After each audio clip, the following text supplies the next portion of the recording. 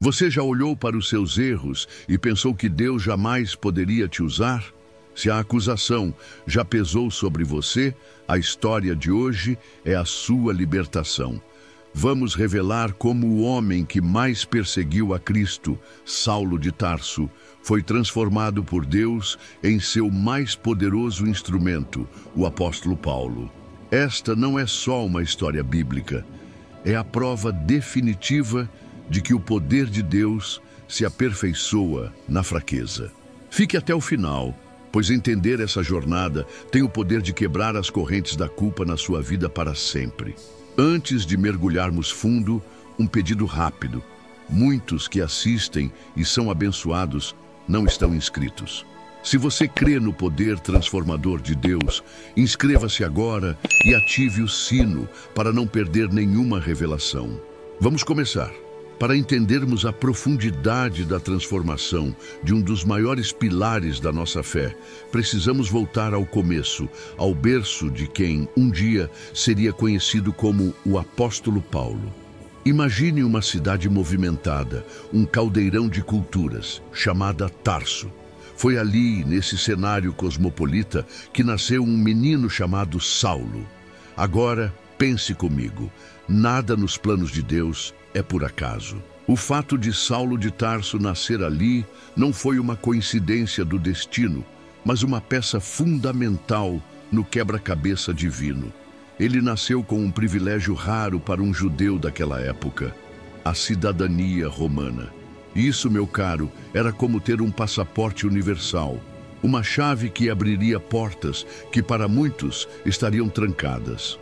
Essa cidadania lhe daria proteção, direitos e acesso a lugares que seriam cruciais para suas futuras viagens missionárias. Deus, em sua presciência, já estava preparando o terreno, moldando o homem que levaria o Evangelho aos confins da terra. A história da igreja está repleta desses detalhes que à primeira vista parecem pequenos, mas que revelam a soberania de Deus. Ele não apenas escolhe a pessoa, mas prepara todo o seu contexto de vida. Assim como está escrito em Gálatas 1:15, mas quando aprouve a Deus, que desde o ventre de minha mãe me separou e me chamou pela sua graça. A jornada de Saulo, que mais tarde se tornaria o grande apóstolo Paulo, começou não na estrada de Damasco, mas no momento exato em que ele respirou pela primeira vez, em Tarso. A semente de um propósito extraordinário, registrado no Novo Testamento, já estava plantada. Pense na dedicação que um jovem precisa ter para se destacar em seus estudos. Agora, multiplique isso por 1000 e você começará a entender a mente de Saulo de Tarso. Ele não era um judeu qualquer.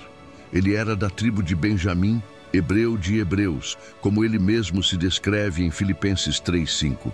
Seus pais, devotos fariseus, viram em Saulo um potencial imenso e o enviaram para o epicentro da vida judaica, Jerusalém. Lá, ele não teve um professor qualquer. Ele sentou-se aos pés de Gamaliel, um dos mais respeitados mestres da lei de toda a história de Israel. Isso seria o equivalente a estudar na universidade mais prestigiada do mundo, com o reitor mais renomado.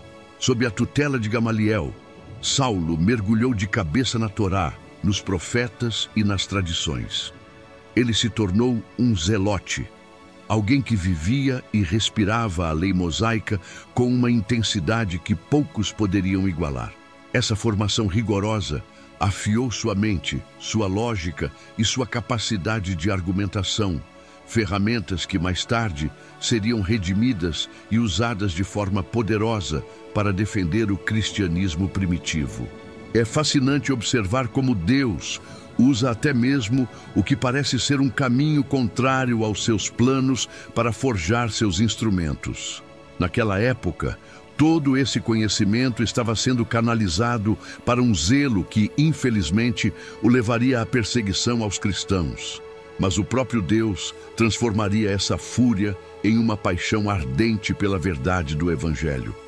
Um testemunho vivo que ecoa até hoje nas epístolas paulinas. Essa base dupla, a cidadania romana e a educação farisaica, Fez de Saulo de Tarso uma figura única, uma ponte entre dois mundos. De um lado, ele compreendia a mentalidade grego-romana, a língua, a cultura, o que seria essencial em sua futura viagem para Roma. Do outro, ele tinha um conhecimento profundo das Escrituras e da teologia judaica, o que lhe deu autoridade para debater nas sinagogas e perante o próprio Sinédrio. Veja bem, Deus não desperdiça nada. Cada detalhe da nossa vida, cada experiência, cada aprendizado, por mais que não faça sentido agora, pode ser exatamente o que Deus usará para cumprir o propósito dele em nós e através de nós. A vida do apóstolo Paulo é a prova cabal disso. Ele foi preparado para ser um perseguidor, mas foi forjado por Deus para ser o maior dos apóstolos. Essa dualidade em sua formação o tornou o missionário perfeito para levar a mensagem de um Messias judeu a um mundo gentio.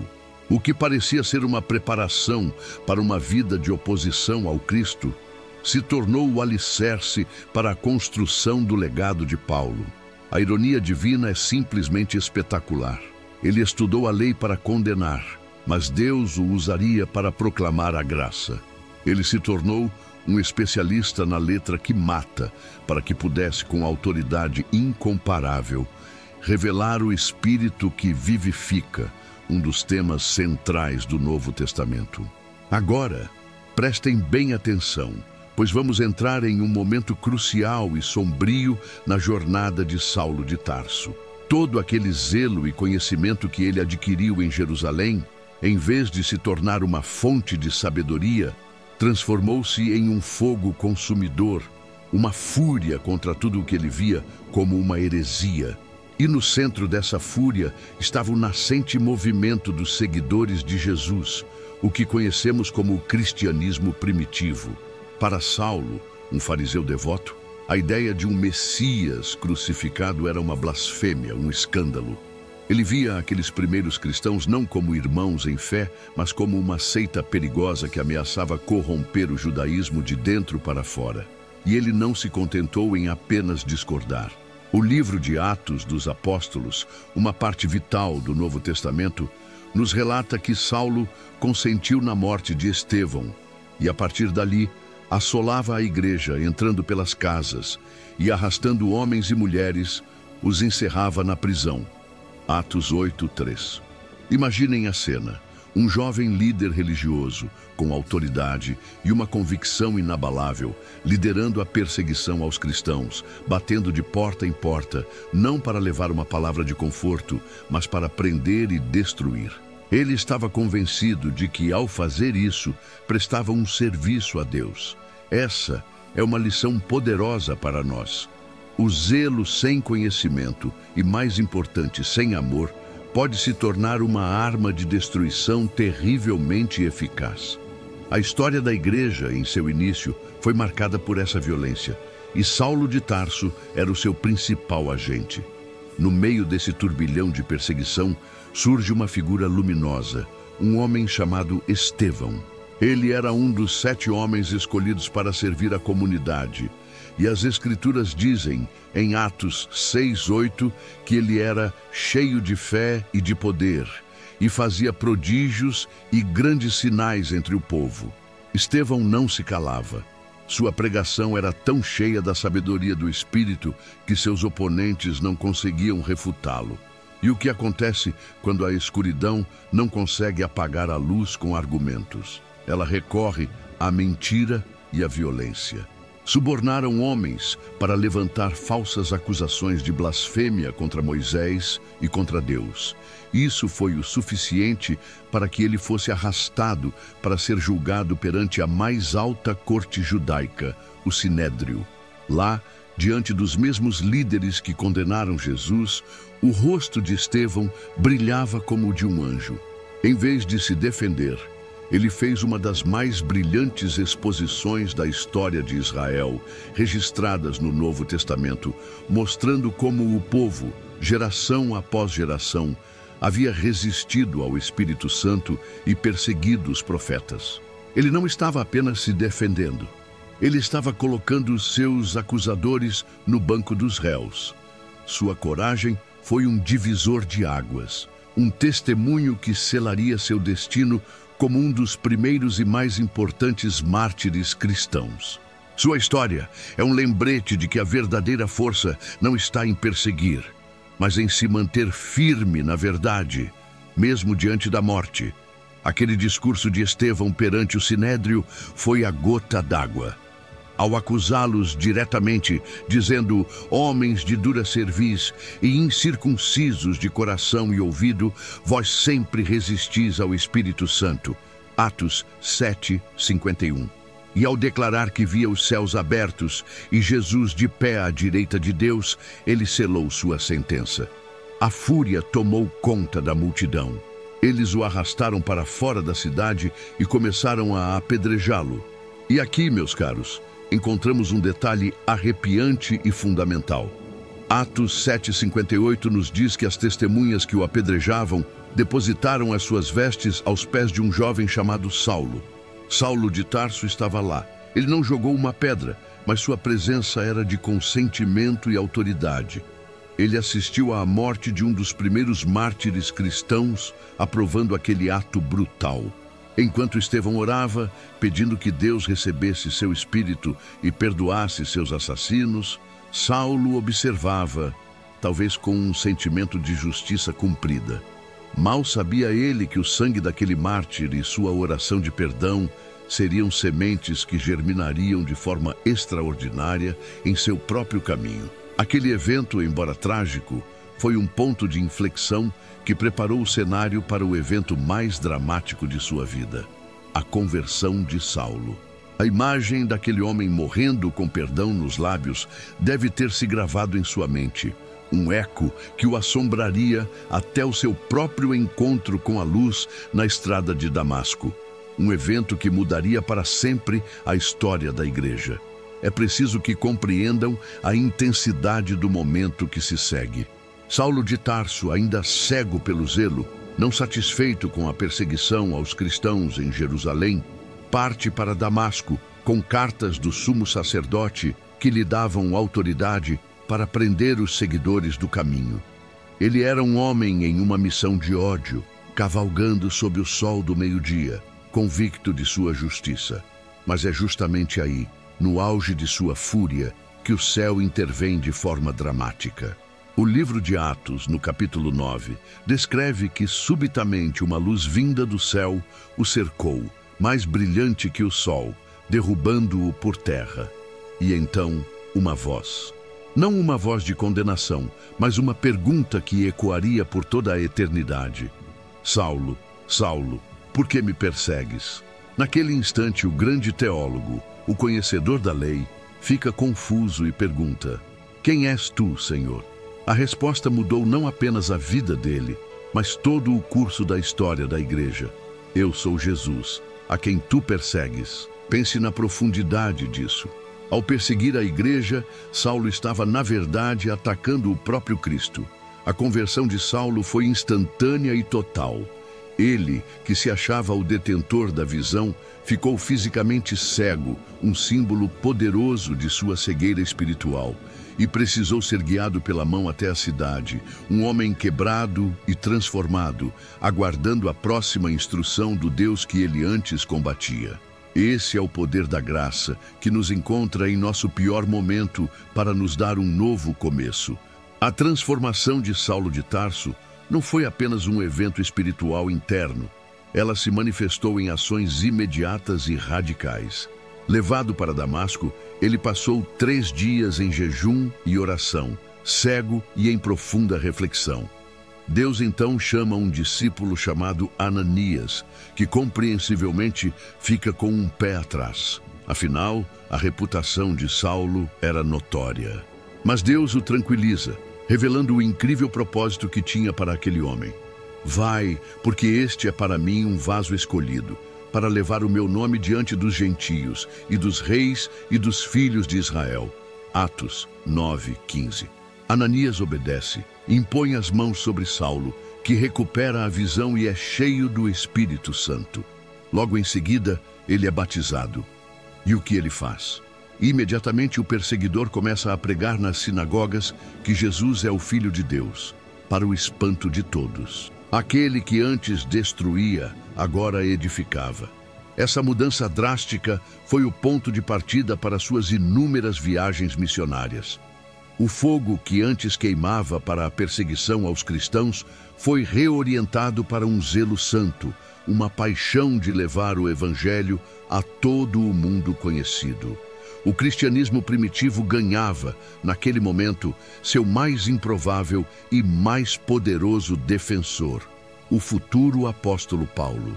Sua vida se tornou uma prova viva de que ninguém está fora do alcance da misericórdia de Deus. A partir desse ponto, a vida do apóstolo Paulo torna-se uma sucessão de viagens, pregações, milagres e, claro, sofrimentos. Suas viagens missionárias, meticulosamente registradas no Novo Testamento, levaram-no por toda a Ásia Menor, Grécia e além, plantando igrejas em centros urbanos estratégicos, mas seu ministério ia muito além da presença física. Ele era um pastor à distância, um mentor espiritual para as comunidades que fundava. E como ele fazia isso? Através de suas cartas, as inestimáveis epístolas paulinas. Nesses escritos, ele construiu a base da teologia cristã. Conceitos como justificação pela fé, a vida no Espírito, o corpo de Cristo e a soberania de Deus foram magistralmente articulados por ele.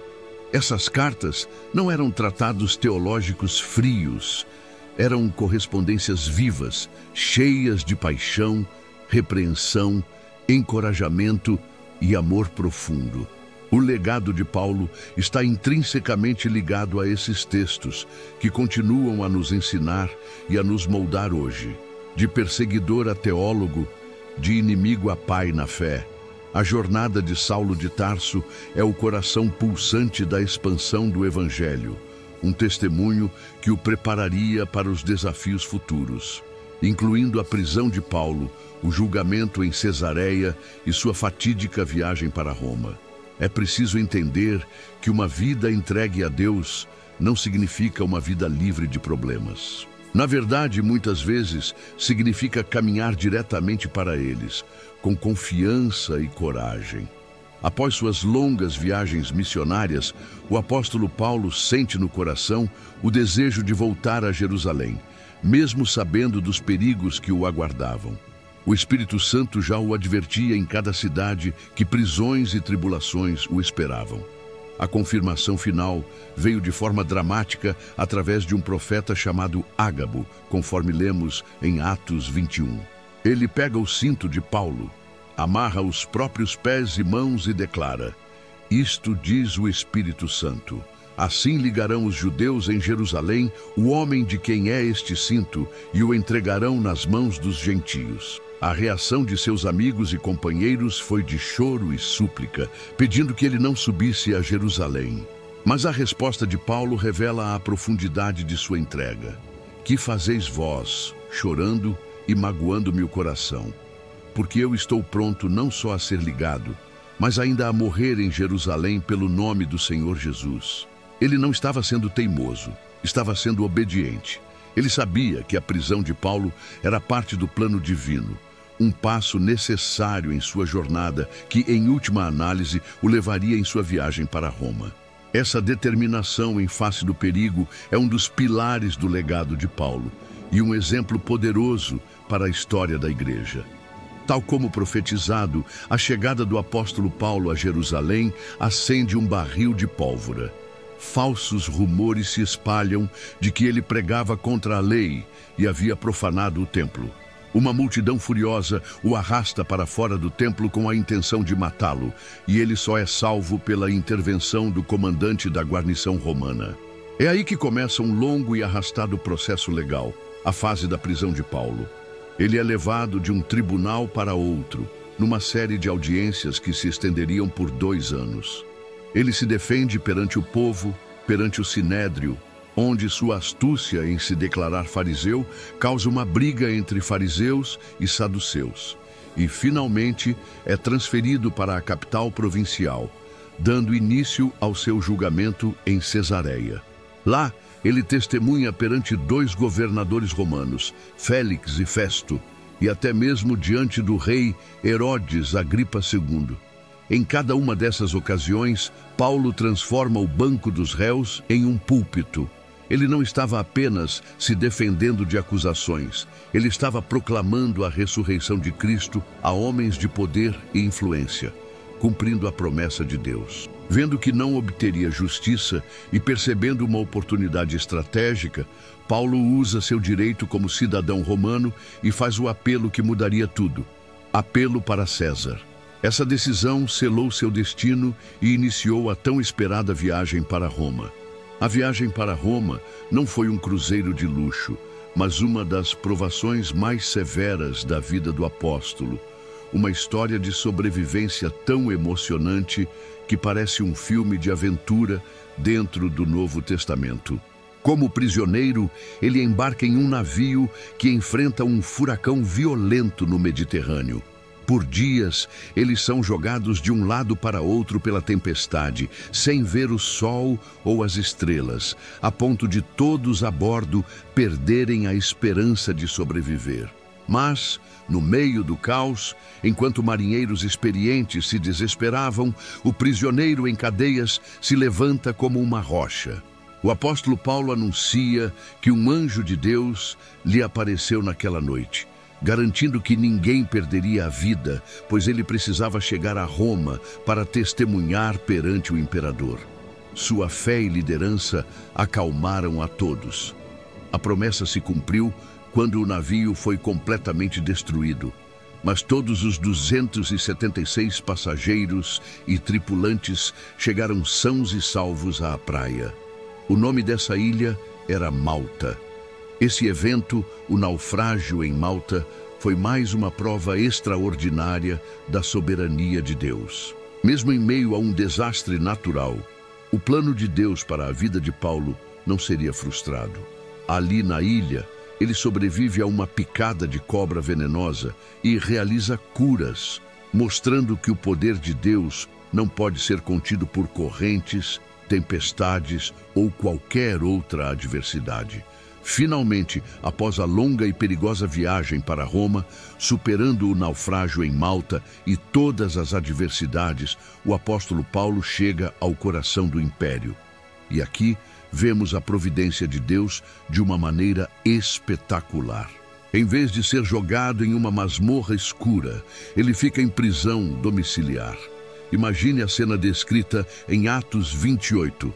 Acorrentado a um soldado, mas em sua própria casa alugada, com a liberdade de receber a todos que o procuravam. A ironia divina é fantástica. O império pensou que tinha aprisionado Paulo, mas na verdade apenas lhe deu um endereço fixo para que o evangelho pudesse ser pregado sem impedimentos no centro do mundo conhecido. Durante 2 anos, a casa de Paulo se tornou um ponto de encontro, uma igreja, um seminário. E foi nesse período de confinamento que sua caneta não descansou. Ele escreveu algumas das mais sublimes epístolas paulinas, as chamadas Cartas da Prisão.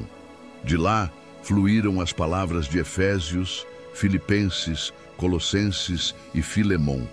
Cartas que até hoje são pilares da teologia cristã e do Novo Testamento. A prisão de Paulo em Roma não foi um fim, mas um meio para um propósito maior.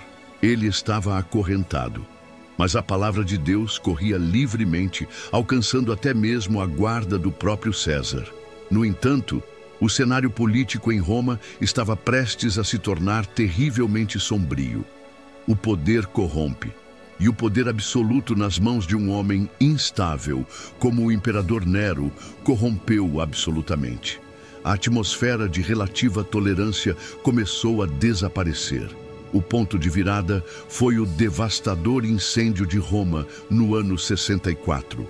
Para desviar a fúria do povo, que o acusava de ter iniciado o fogo, Nero precisava de um bode expiatório e encontrou um alvo fácil e impopular: os cristãos. O que se seguiu foi uma onda de perseguição aos cristãos de uma crueldade sádica.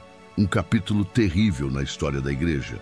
Cristãos eram usados como tochas humanas para iluminar os jardins de Nero, crucificados ou jogados às feras. É nesse contexto de terror que o apóstolo Paulo, após ter sido libertado de sua primeira prisão e ter realizado mais algumas viagens, é preso novamente. Desta vez, a situação era muito mais grave. Ele é jogado em uma masmorra fria, abandonado por muitos, aguardando sua execução. É desse lugar desolador que ele escreve sua última carta, 2 Timóteo, uma despedida comovente a seu filho na fé. Suas palavras finais são um testamento de uma vida bem vivida. Combati o bom combate, completei a carreira, guardei a fé. 2 Timóteo 4:7. Ele sabia que o martírio de Paulo era iminente. A tradição da igreja nos conta que o fim terreno do apóstolo Paulo veio pela espada. Por ser cidadão romano, ele foi poupado da humilhação da cruz e foi decapitado por ordem de Nero, fora dos muros de Roma. Uma morte rápida e quase silenciosa para um homem cuja voz trovejou por todo o império. Mas a morte não teve a palavra final. O martírio de Paulo foi, na verdade, sua coroação, sua entrada na glória que ele tanto ansiava. E o que dizer sobre o legado de Paulo? Ele é simplesmente imensurável. Ele não deixou monumentos de pedra, mas construiu algo muito mais duradouro, a Igreja de Cristo entre os gentios. As epístolas paulinas que ele escreveu compõem quase metade dos livros do Novo Testamento, formando a base sobre a qual a teologia cristã foi construída por 2 milênios. A jornada de Saulo de Tarso, o perseguidor, até o apóstolo Paulo, o mártir, é talvez a maior demonstração do poder redentor da graça de Deus em toda a Bíblia. Ele pegou o principal inimigo do cristianismo primitivo e o transformou em seu maior campeão. Sua vida é a prova de que não há ninguém que Deus não possa transformar e usar para a sua glória, deixando uma marca indelével e eterna na história da igreja. A incrível jornada de Saulo a Paulo nos mostra que não há abismo tão profundo que a graça de Deus não possa alcançar. Agora, eu quero te fazer uma pergunta para refletir. Em qual momento da sua vida você mais precisou da mesma graça que transformou Saulo na estrada de Damasco? Compartilhe sua experiência ou sua maior lição deste vídeo aqui nos comentários. Ler o seu testemunho é uma bênção para todos nós. Se esta mensagem tocou seu coração, não guarde só para você. Se inscreva no canal, ative o sino e compartilhe este vídeo para que mais vidas sejam transformadas. E não pare por aqui. Estou deixando na tela um vídeo recomendado que vai aprofundar ainda mais a sua fé. Clique e assista. Fiquem na paz. Aqui é o Visão Profética.